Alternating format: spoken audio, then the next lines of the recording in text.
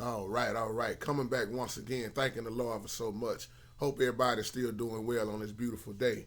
And giving a great shout out to everybody. You all know who you are.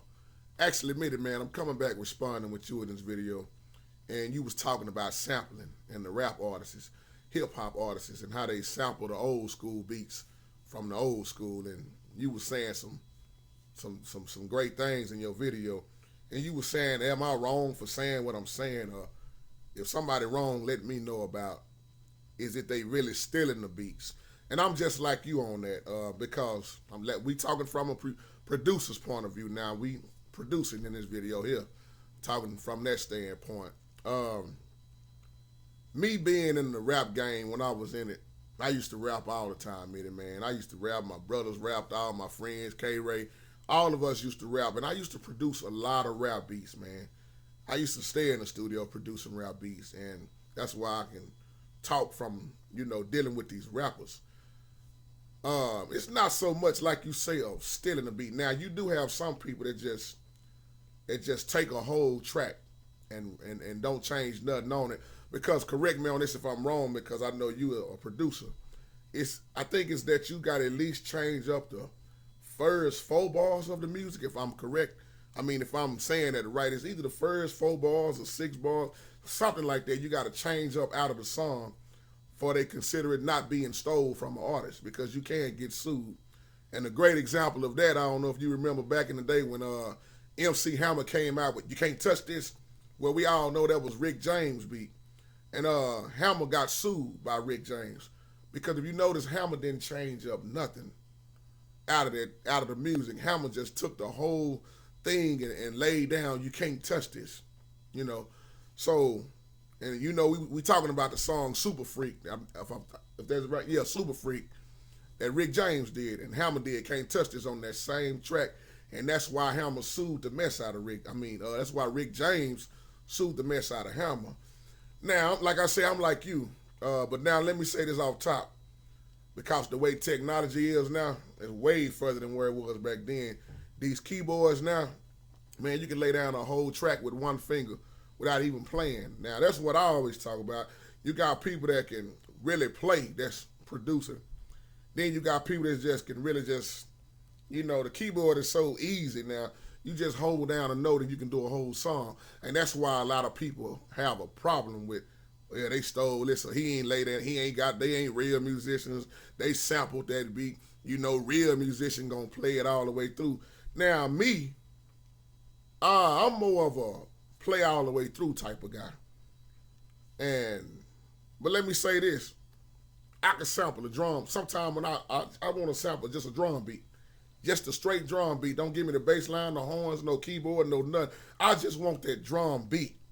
And I want to take that beat and get creative with it. See, this is the whole thing about producing. You got to be creative. And a lot of us in the producing field, we take things from each other, but it's not so much of stealing it. It's like we being creative with our own. We see that. Matter of fact, like you was talking about in gospel, let's look at John P. Key and a lot of the gospel songs. John P. Key would take something out of Gap Band and put it in his music, gospel music. And then I heard people all the time, oh man, he stole that from Charlie Wilson, man. That's Gap Band right there. They, that wasn't creative. They stole that. No, it ain't so much of stealing. That's why I like what you said. That it's not. It's just like we do on the piano, brother. When I was on YouTube teaching these videos, I used to see people in their videos and comment, oh, you stole that card from AG Praise, or you stole this card. It ain't no thing such as it's not stealing. It's helping each other, learning from each other. These are not my cards, no way. I tell anybody that you want to take something off my page, that's why it's on there. Take it. Because 9 times out of 10, I probably learned it off somebody else. This is why we supposed to teach each other. So back to what you were saying on that rap thing. Now, we know music. Let's just keep it real, brother. Music have changed. It have changed completely. Gospel, R&B, it all has changed, especially in the rap game now. Most of the things being talked about is shooting up and killing folks and riding on rims and how many grills in your mouth. That's just, I'm not talking bad about it, but that's what it is nowadays. How many hoes I got. How many cars I got. That's the rap game now. And see, the difference is, brother, I already know I ain't telling you nothing you don't know. Back in the day, they had bands. Mm. See, everybody came on stage back then had a band, and the band was cold blooded. Even when you go back to Midnight Star, because I know you love old school. I'm an old school man. I'm gonna be old school to the heart. They used to always say Midnight Star stole so much music from other artists, other bands, and when you think about the word steal, now I know some people gonna say they just straight out stole that beat. That's what they said about Rick James and MC Hammer. Man, Hammer just stole that beat, and Rick James sued him, like I was saying earlier. But then you got people who can they might just take the bass line, and they get the foundation. See, a real artist give credit to another artist, and they might just take it and then run with it. So I always tell people, even with playing in music, you never want to sacrifice the melody of a song, especially when you're playing in church or whatever. If you're gonna start the song off, a lot of times, let people know what you playing. Let the melody lines, okay, they finna play Amazing Grace. Let me know how they gonna come in with that, so I know it's Amazing Grace.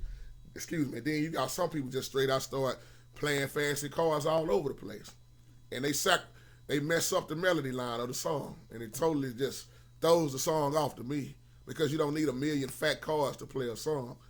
And same thing in producing, man. I got one of these tracks over here that I do, and I got a sample from one of those. It might be George Clinton beat, one of them funky beats that you like. And all I took was the beat. And I took that beat and put it in my Cubase and added some more drum beats with it myself by hand with the motif. So when I got through making the drum beats, the drum tracks, it was fat. And you can still hear where, okay, that might have came from Brick back in the day. Oh, that came from Clinton back in the day. Like you say, you love funk. I love funk too, man. I love it. Oh, that right there, that came from Charlie Wilson and the Gap Band. He stole my song. I'm gonna give you a good example. A lot of people don't know this, but I know you do. One of the most beautiful songs ever came out that we all love, Roger Troutman did, and Lord rest his soul. Roger Troutman did a song called Computer Love. Very famous song. I'm a Roger fan till I die. Roger came out with Computer Love, but if you notice on that ad-libbing, that's Charlie Wilson from the Gap Band. A lot of people don't know that, though, because they don't, really pay attention to it or do the studying on it. That's Charlie Wilson singing on that song. Well, if you didn't know, it wasn't even supposed to be Charlie on there. It was this other guy that supposed to song the song on there, but he couldn't get the song right. So Charlie went in the studio, and Charlie laid it down the way it's supposed to have went for him to learn from it. But Charlie Wilson did the song so good, man, that they left Charlie Wilson on the track. Now, can you imagine how the other person probably hated all time? He stole my song. And then I even heard people that know about it, they said, oh, man, Charlie Wilson stole that. That's supposed to have been such and such singing on that track. If you can't do it, you can't do it. And we need to learn that we supposed to help each other. We supposed to learn from each other. And that it ain't so much of stealing, like you were saying, but then at the same time, some people don't have no creation at all, so it's easy for them to just go snatch a whole track and rap off of it. I don't know how many bass lines that James Brown music, I don't know how many rappers done use James Brown, man. I don't know how many people redid What's Going On by Marvin Gaye, Mercy, Mercy Me. See, the music came from the old school. And if you didn't learn old school, you missed out on everything, because old school has some great stuff and still is to this day. That's why I love music. That's how I learned how to play. I tell anybody, I didn't learn how to play off gospel music. I learned how to play through the old school because it was so much heart, so much blood, sweat, and tears put in that music. Now gospel music is funk and old school music now. We just gonna keep it real. That's why you got so many people dancing on the praise teams like they're in the club and they halfway singing, because they so caught on the beat that they ain't caught on the lyrics. And you can hear in a lot of these songs, they got that off of. Matter of fact, that's the Isley Brothers tune right there.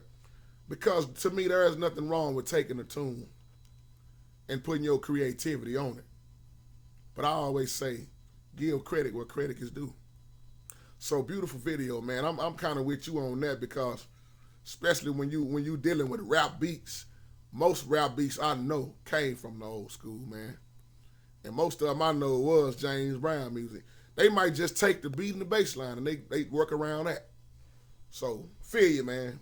Great video. God bless you.